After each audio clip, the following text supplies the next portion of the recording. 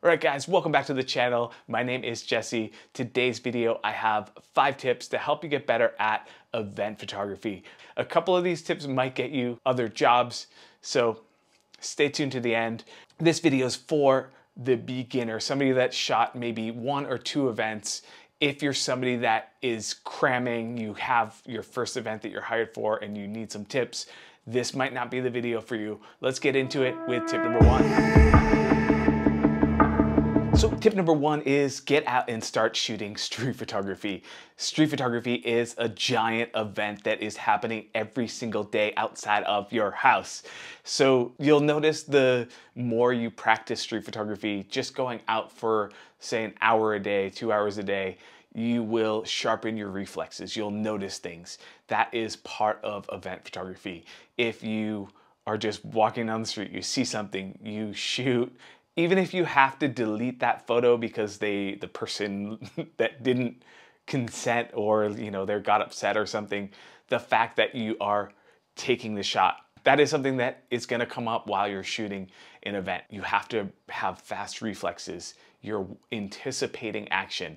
All of these things happen on the streets and it's all free practice. You go outside. One of the comments in one of my other event photography videos is like they live in really small towns. In a small town, you hopefully will know everybody. Hopefully you're not hopefully you are well received or liked in the town. I actually don't know where you'd be shooting events if you're in a small town, but maybe you're traveling outside. But anyway, street photography is one of the best places to get practice for event photography. That is how I started. You never know what you're going to stumble upon. The other day I got a new camera, so I was out practicing. I got up at sunrise. I walked to the Santa Monica Pier and I came across a big kind of sunrise rave. I started shooting. I am a professional photographer, so somebody recognized me and they're like, "Are you working?" And I'm like, "No." But I still got some great photos of the event. I got to practice. I got to test out my new camera that I probably won't use for events, but it was just a lesson for me to share with you. Is you never know what you're going to stumble upon, and every photo that you take is experience taking photos, making photos. You are anticipating action. I can't stress it enough because right now you have no experience. So how do you gain experience? You go out and shoot and you have no excuses. So get out on the street, practice street photography. You will not regret it. Tip number 2 is while you're out on the street with your camera, you see people taking self-portraits or selfies and you approach those people and you say, "Hey, do you need somebody to take a photo for you?" And they might say no. It does, like, the no doesn't matter. The fact is, if they say yes, they see a camera on you, so that already is like trust built. They won't suspect that you're just like a weirdo, hopefully. But you ask people, "Do you want me to take a photo?" They say yes. You use their phone usually. You could use your phone and just airdrop them the photo. However you make that happen. But during this time, during this experience, you direct the people. You might ask questions like, "Hey, where are you from?" Especially if you live in a city like me where there's tons of tourists around. And you get into a conversation, you chat them up, you make the photo, you suggest things, you're practicing posing people. So you're just like, "Okay, move that way. Do you guys mind just separating a little bit?" Okay, so you come up with just different ideas. And then once you're done with that experience, you say, "Hey, do you mind? I'm just like practicing with my camera. Can I take a photo of you guys? I'll email it to you." You take down their email. This is something that I learned from Burning Man. In Burning Man, it's a gifting society. So my gift to the people of Burning Man was photography. I'm an event photographer. I had my camera there and I wanted to take great photos of people and then share them with them. So during that time, I took their photo, and there's no cell service, there's no way of, there's no connectivity. So I took their email, and then after the event, when I got home on my computer, I emailed them the photo. They were so thankful, so grateful. Gifting is something that is kind of being lost in our society. Everything's kind of in exchange. Like you're like, what are you gonna do for me? Just give the photo. You got to practice on them. You got to practice directing. This is valuable experience for you because when you're getting paid to do it, it should just feel natural. So directing people, telling them to try different things, if they're being shadowed by somebody, all that stuff will be easy for you because you already have done it several times out in public, just asking strangers to take their photo. The next tip is get an on-camera flash. This is something that I've made several videos about on this channel. You can check out any of them on, like if you go through. Having an on-camera flash is so important because no matter what camera you have, I know everybody has different levels of camera. Obviously, if you have the highest end camera, it's good in low light. But if you have entry-level cameras, every single camera, the one thing they have in common is they love light and they work well with good light. So, iPhones, even though they have night mode, they fall apart in night photos, or you have to stand completely still and I don't know. You know what I'm talking about. So if you're able to bring good light to every situation that you have, then your photos are gonna be good no matter what. No matter what camera you have. I know flash photography is a pain point for a lot of people. And I know that getting a new camera, you can get results really quickly that are good, that are better than your iPhone. And it's a really rewarding experience. I know that using a flash is not a rewarding experience, especially at the beginning. But if you put it in TTL or auto mode, practice using that. I made a whole video on using TTL, some of the things that you'll encounter. I'll link it in the description, but get a flash, learn how to use it, just practice. Somebody that I've been helping out with his event photography in person, he got his first paid gig and it was a night event. And I'm like, do you have an on-camera flash? He said no. He immediately bought one, practiced as much as he could before the event, and then shot. And the photos came out great. Ever since that moment, I haven't seen him with his camera without the flash on it. He uses it for daytime, he uses it for nighttime. He mastered that flash because I stressed how important it is to be good at on-camera flash. He took it to heart, he took it personal. And good on him, because it is a struggle at the beginning. You just gotta get through that pain point.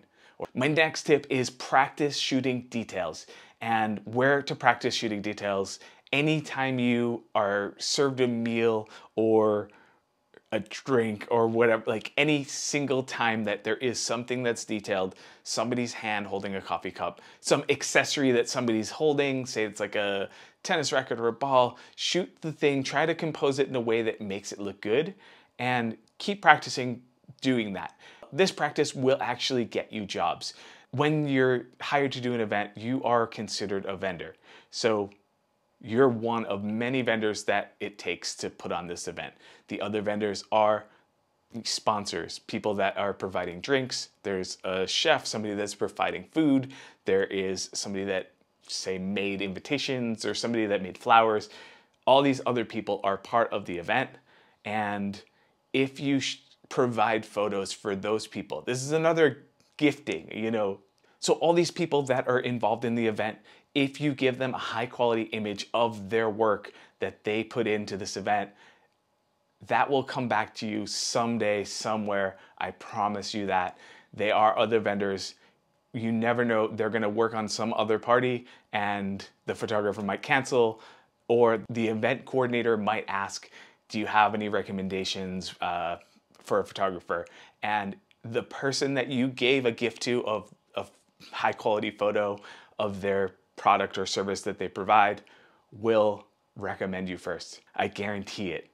So practice shooting details, shoot details of every single thing you can think of, shoot details of your breakfast, your lattes, the menus. I recently shot an event that was just an intimate party, and one of the most used photos that they used on social media was the menu because it said the sisterhood dinner.